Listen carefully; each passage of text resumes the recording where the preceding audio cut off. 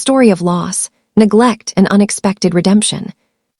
My name is Claire, and at 33 years old, I never imagined I would return from saying goodbye to my partner overseas, only to face a homecoming that would expose truths I'd spent a lifetime avoiding. The perfect life, until it wasn't. Kevin and I met during our junior year at university.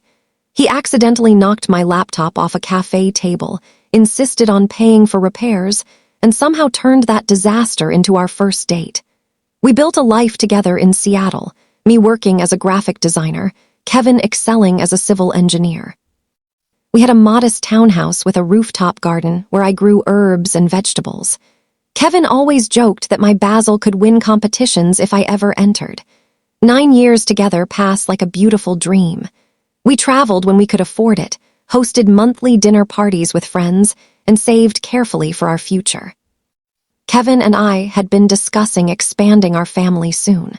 We'd even begun converting the spare room into a multi-purpose space that could eventually become a nursery. Everything shifted when Kevin received a 9-month contract opportunity with an international engineering firm in New Zealand. It was career-defining, something that would open doors for years to come.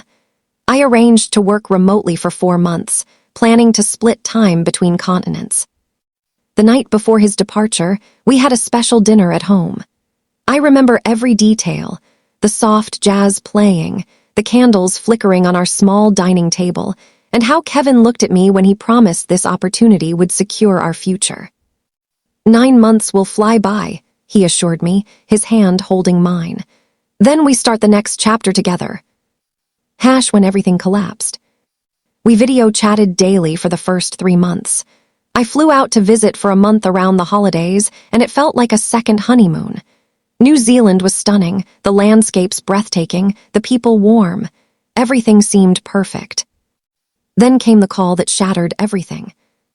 I was back in Seattle when Kevin mentioned feeling unwell during our morning video chat.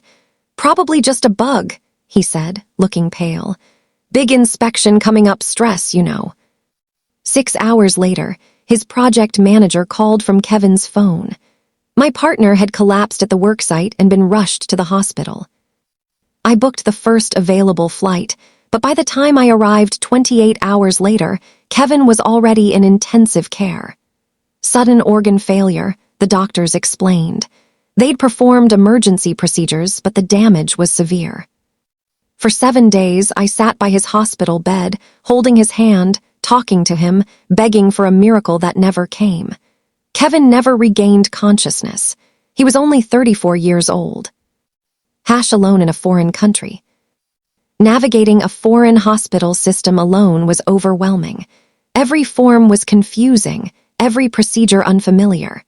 I called my family back home regularly, desperate for emotional support, but conversations were always brief. "We're thinking of you," they'd say before explaining why they needed to hang up. My mother asked if I'd purchased proper travel insurance. My sister Vanessa suggested I hire local services to handle arrangements so I could return home sooner. But I couldn't leave Kevin, not like that, not in a country where he knew only colleagues and acquaintances. I stayed and handled everything myself. The death certificate paperwork took 4 full days. Arranging for burial in New Zealand, because repatriation costs were financially impossible, required navigating unfamiliar customs. The funeral was small, some colleagues, a few expats Kevin had befriended, and me. No family, no lifelong friends. My parents said international flights were too expensive on short notice. Vanessa had critical work deadlines. I stood alone as they lowered my partner into the ground, a world away from everyone we loved. The financial strain was crushing. Insurance covered some expenses, but international policies had limitations. I drained our savings and maxed out credit cards. Through it all, I kept updating my family, hoping someone would offer more than brief condolences. The text that changed everything. After the funeral, I spent 3 days navigating final bureaucratic requirements before finally booking my journey home. The trip stretched over 32 hours due to delays and missed connections. During the final descent into Seattle, I texted our family group chat. Me, ***, landing in 90 minutes. Could someone possibly pick me up? The responses came quickly. Vanessa, ***, swamped today. Can you grab a rideshare? Mom, ***, honey, we have the Thompsons coming for dinner tonight. Why didn't you give us more notice? Dad, ***, traffic will be terrible at that hour. Be safe.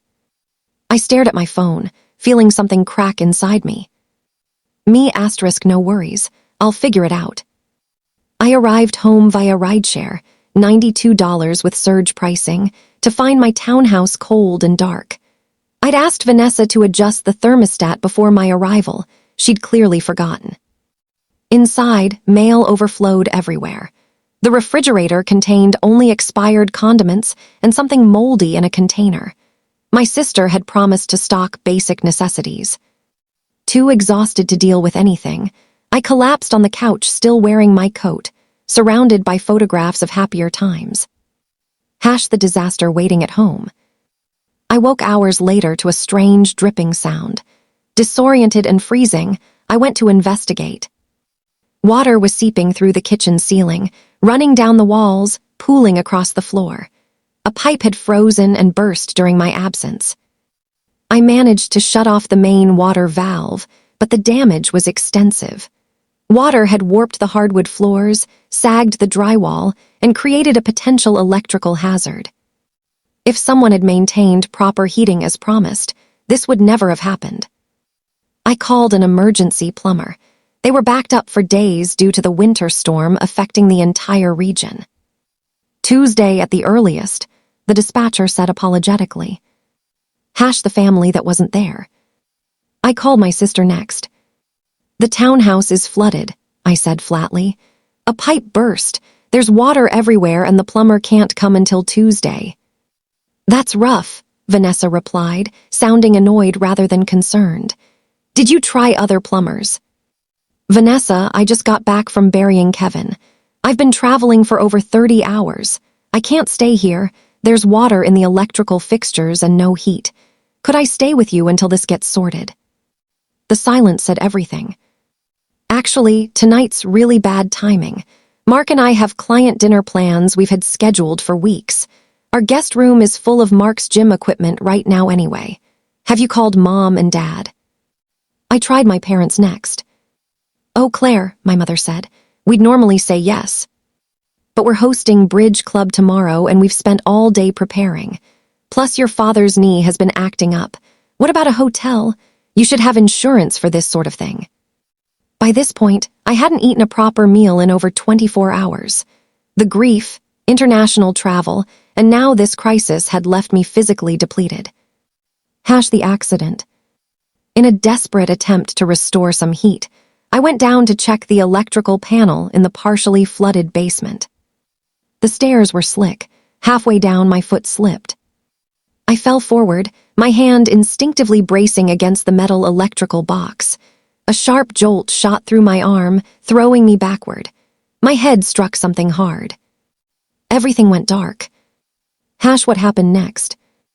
I later learned that my neighbor, Patricia Chen, noticed water flowing from under my front door. Concerned, she tried calling, then came over to investigate. When no one answered but she heard alarms blaring inside, she immediately called emergency services. Firefighters broke down the door to find me unconscious in the basement, surrounded by water, with dangerous carbon monoxide levels in the house and my body temperature dangerously low. According to the paramedics, I was suffering from hypothermia, carbon monoxide poisoning, a concussion, and electrical shock injuries. A few more hours, and we'd be looking at a very different outcome, one reportedly told the ER doctor. # when the story went public. At the hospital, a compassionate nurse named Jordan documented my circumstances after I semi-consciously explained everything. Kevin's death, the overseas funeral, my family's response to my airport request, and returning to a neglected, cold house. A local reporter, Ashley Martinez, was at the hospital covering storm-related injuries. She overheard paramedics discussing my case. the tragic confluence of events that led to a newly widowed woman nearly dying in her own home. Ashley interviewed Patricia, who explained she'd seen me arrive home alone via rideshare, looking completely exhausted. The paramedics who responded shared details they'd observed, including the text exchange still open on my phone. By that evening, the story aired on local news. Local woman returns from partner's overseas funeral to near-fatal homecoming. The report detailed everything. How I'd buried Kevin in New Zealand, traveled 30-plus hours home, been denied basic family support, then nearly died due to preventable household emergencies. Social media amplified the story rapidly. Screenshots of the text exchange spread across community groups and eventually reached wider platforms. The hashtag No Worries began trending locally, with people sharing their own stories of family neglect during times of need. Local businesses responded with offers. A plumbing company volunteered free repairs, a restoration service offered to handle water damage at cost, a hotel chain provided complimentary accommodation during repairs. The family arrives. That evening, as the 10 p.m. news aired with footage of emergency vehicles outside my townhouse, my family saw their private conversation broadcast publicly. According to the night nurse who was present, my sister Vanessa burst in first, her face pale. "We just saw the news," she stammered. "They're making it sound like we abandoned you." My mother followed, immediately defensive. "This is a complete misrepresentation," she told the nurse before even checking on me. "We had no idea the house was in such condition." My father stood silently by the door, his expression unreadable. Only when the nurse left did he approach and ask quietly, "Are you going to be okay?" It was the first genuine question any of them had asked since Kevin died. Within minutes, my phone rang incessantly with calls from extended family who'd seen the news. My Aunt Rebecca called my mother directly, demanding answers. My father's colleagues texted offering assistance. The family's carefully maintained image was crumbling under public scrutiny. Setting boundaries. As I drifted in and out of consciousness, I could hear them in the hallway arguing in hushed voices about damage control. Vanessa worried about her professional reputation. My mother fretted about what her social circle would think. My father suggested they move me to their house to show everyone they cared. Not once did I hear genuine remorse for my well-being, only concern about appearances. When the hospital social worker arrived to discuss discharge, she brought news of overwhelming community support. Grief counseling services, meal deliveries, neighbor volunteers, household assistance. "You have options," she assured me. "You don't have to go with your family if that's not what you want." It was the first time anyone had acknowledged I had a choice. When Dr. Patel asked about my support system the next morning, my mother immediately claimed, "She has us. We're her family." But Nurse Jordan, who'd witnessed their performance shift whenever staff entered, quietly asked me directly, "Are you comfortable with this plan, Claire? Because there are alternatives if you need them." In that moment, something shifted inside me. "I'd like to hear about the alternatives," I said, my voice stronger than it had been in weeks. The confrontation. The room fell silent. "Claire," my mother finally managed, "you can't be serious, after everything we've done." "What exactly have you done?" The question escaped before I could reconsider. "When Kevin was dying, you were too busy to come. When I buried him alone, flights were too expensive. When I needed a ride after 30 hours of travel, you suggested rideshare. When I called about the burst pipe, you prioritized bridge club and client dinners." My voice remained calm, factual rather than accusatory. "So please tell me what you've done that entitles you to control my recovery now that people are watching." Vanessa stood abruptly. "That's completely unfair. We didn't know how serious." "You didn't ask," I interrupted. "Not once did any of you ask how I was really doing. You didn't need to see me on the news to know I was grieving and alone. You chose not to see it." My mother's face flushed. "We've always supported you. Perhaps not exactly how you wanted, but families can't drop everything for every crisis. Needing a ride from the airport after burying my partner is unrealistic, I asked quietly. Hopping someone might check that the heat was working during winter was asking too much. We're busy people, Vanessa insisted. We can't remember every little detail. Every little detail, I repeated, like whether your newly widowed sister might freeze to death in her own home. My father finally spoke, his voice subdued. Claire, grief can make people say things they don't mean. I'm thinking more clearly than I have in years, I interrupted. For the first time. I see our family dynamic without making excuses for it. Jordan had remained quietly in the room. Her presence gave me strength. I don't hate you, I said, looking at each of them. I don't even blame you for being who you are, but I will no longer pretend you can give me what I need. So what are you saying? My mother demanded. You'd rather stay with strangers than your own family.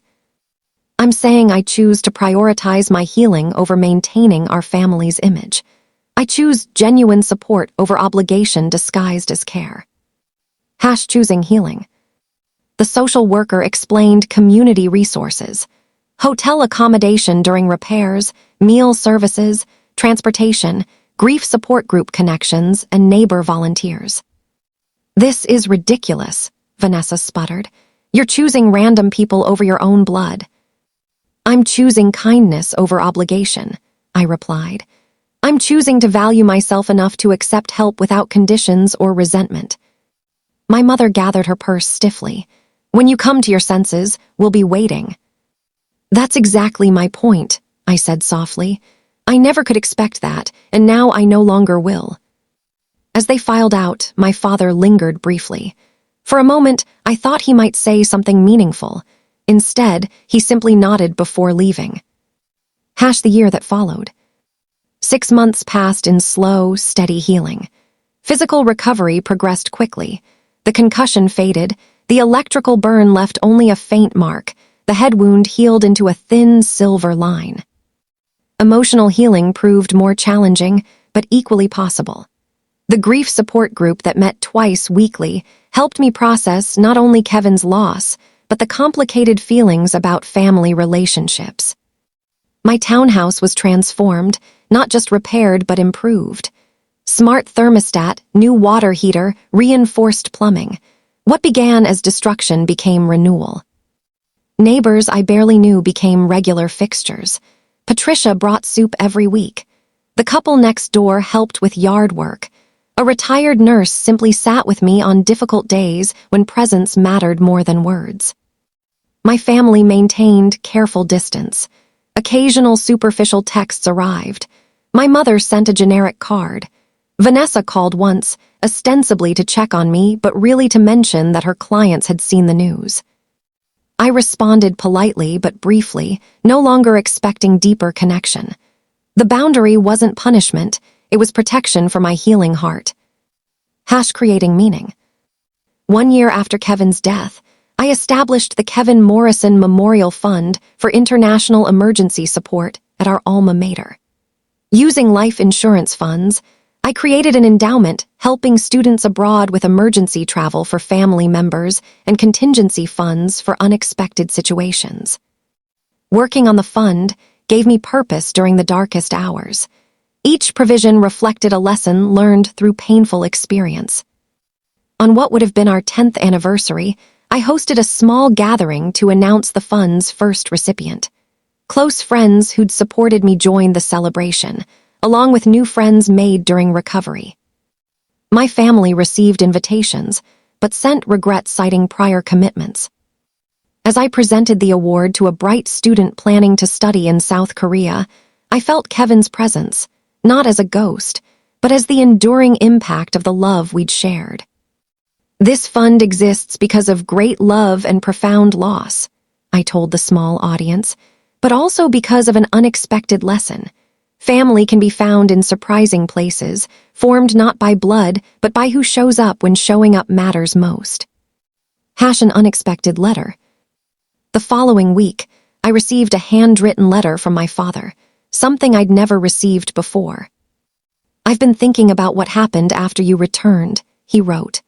While your mother and sister may never see it clearly, I want you to know that I recognize our failure, not just in practical matters, but in the deeper obligation to provide comfort during your darkest hours. The man you loved would be proud of the woman you've become in his absence. Perhaps someday, if you're willing, we might find a way forward, not as we were, but as we could be. After discussing it with my therapist, I wrote back with boundaries clearly stated. Occasional lunches, just us two, with the understanding that these were exploratory, not obligatory. Any relationship moving forward would be based on mutual respect and genuine connection. To my surprise, he agreed without argument. Our first lunch was awkward but civil. By the third, we'd found a careful rhythm that acknowledged our history without being defined by it. My sister and mother maintained their distance, occasionally sending impersonal cards but never addressing fundamental issues. I accepted this as their choice. Full circle. A year after Kevin's death, I stood at the airport waiting for a flight back to New Zealand to visit his grave on the anniversary. As I watched families reunite around me, embraces, excited chatter, genuine joy, I felt complex emotions. There was still sadness for what my own family couldn't provide, but no longer desperate longing. I'd learned that family can be created and chosen. That support can come from unexpected sources. That boundaries aren't walls but healthy filters. Most importantly, that my worth isn't determined by others' ability to recognize it. As I boarded, I thought about how differently this journey felt from my return trip a year ago. Then I'd been broken. Now I carried within me a community of care that existed regardless of physical proximity. The greatest lesson wasn't about my family's failures or painful consequences. It was about the remarkable capacity of human beings to step forward and hold space for each other's pain. About the healing power of being truly seen in your darkest moments. About the family we create when the one we're born into cannot meet our needs. Final thoughts. If you've ever felt abandoned when you needed support most, please know you're not alone. Your worth isn't determined by others' capacity to recognize it. Sometimes the people we expect to be there simply can't provide what we need due to their own limitations, not our lack of value. The challenge is remaining open to unexpected sources of care, even when previous experience makes openness feel dangerous.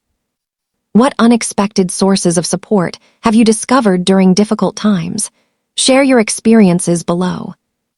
Remember, your story matters, your boundaries are valid, and healing is always possible, sometimes in ways we never could have imagined. This is an original work of fiction. Any resemblance to actual persons, living or dead, or actual events is purely coincidental.